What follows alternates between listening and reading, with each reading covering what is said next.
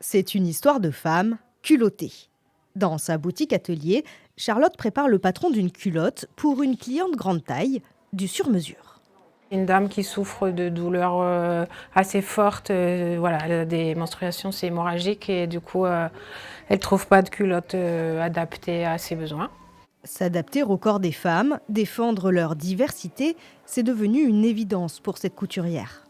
Je me sens utile parce que, en fait, quand je suis arrivée et que j'ai lancé les culottes un peu par hasard, je me suis rendu compte qu'en fait, je suis rentrée dans l'intime avec les femmes d'une manière qui m'a tellement touchée que du coup, voilà, ça fait 5 ans et j'ai pas arrêté, quoi.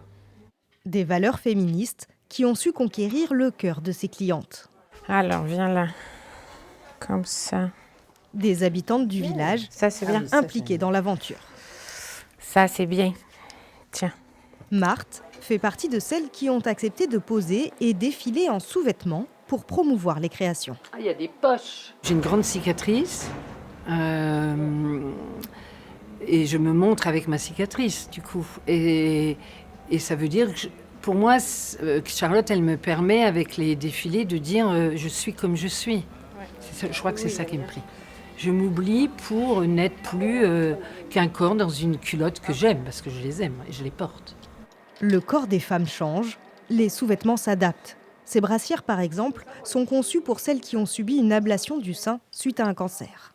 J'ai créé un modèle sans élastique pour pouvoir mettre à l'intérieur ou pas des prothèses. Et du coup, ces modèles sont réversibles, donc peu importe si on a eu une ablation à droite ou à gauche, les deux sont réversibles, on peut les mettre d'un côté comme de l'autre. À sa démarche, Charlotte aimerait à terme ajouter un pan écologique en relançant une filière textile en circuit court.